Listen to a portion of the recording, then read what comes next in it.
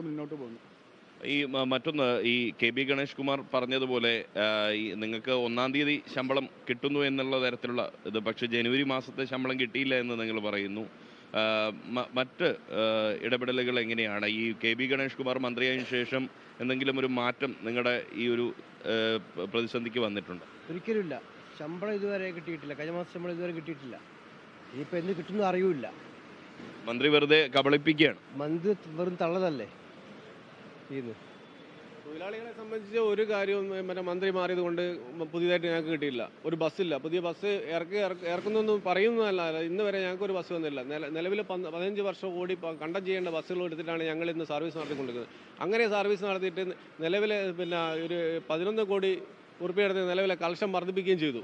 അത് നമ്മുടെ ടാർഗറ്റിന് മുകളിൽ വന്നു. എന്നിട്ട് പോലും പിന്നെ അതുകൂടാതെ ശബരിമല സീസൺ, ഈ സീസണിൽ പോലും ഒരു മാസം പോലും ശമ്പളം കൃത്യമായി തരാൻ നമ്മുടെ മന്ത്രിക്ക് കഴിഞ്ഞിട്ടില്ല.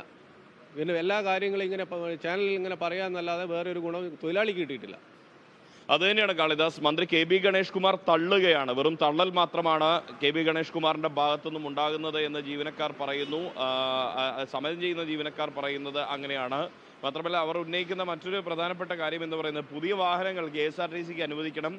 15 വർഷത്തിലധികം ഉപയോഗിച്ച് കണ്ടം ചെയ്യേണ്ടി വരുന്ന ബസ്സുകളാണ് ഇത്തരത്തിൽ ഇവിടെ ഇപ്പോൾ സർവീസ് നടത്തുന്നത്. അത്തരം ബസ്സുകൾ ഓടിച്ച് അപകടകരമായ സാഹചര്യത്തിലാണ് മുന്നോട്ട് പോകുന്നത്. അതിനേക്കാൾ ഏറ്റവും വലിയ പ്രതിസന്ധി ശമ്പളം തന്നെയാണ്.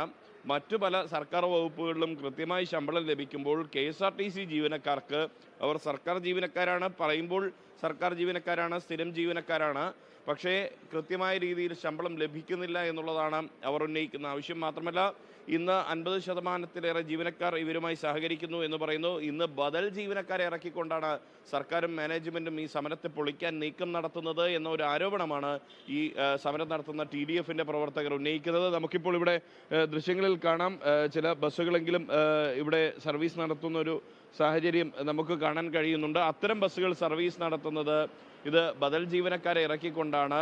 ഈ സമരത്തെ പൊളിക്കുകയാണ് ഇതിലൂടെ സർക്കാരിൻ്റെ ലക്ഷ്യമെന്ന് പറയുന്നു. ഇന്ന് സർവീസ് നടത്തുന്ന ബസ്സുകൾ, ഈ ബസ്സുകളിലെ ജീവനക്കാർക്ക് വേണ്ടി കൂടിയാണ് തങ്ങളുടെ സമരം എന്നൊരു വാദം കൂടിയാണ് ഇപ്പോൾ ഈ ജീവനക്കാർ ഉന്നയിക്കുന്നത്. കാളിദാസ്, റിയസ്, എന്തായാലും ഈ ഒരു സംഭവത്തിൽ അല്ലെങ്കിൽ ഈ ഒരു സമരത്തിലേക്ക് കടക്കുന്നതിന് തൊട്ടു മുമ്പ് ഒരു ചർച്ച നടന്നിരുന്നു. അത് പരാജയത്തിലാണ് ചെന്ന് നിന്നത്. കാരണം CMDയുടെ നേതൃത്വത്തിലടക്കം ചർച്ച നടന്നിരുന്നു. എന്തായാലും ഇങ്ങനെ ഒരു സമരം നടക്കുമെന്നുള്ളത് സർക്കാർ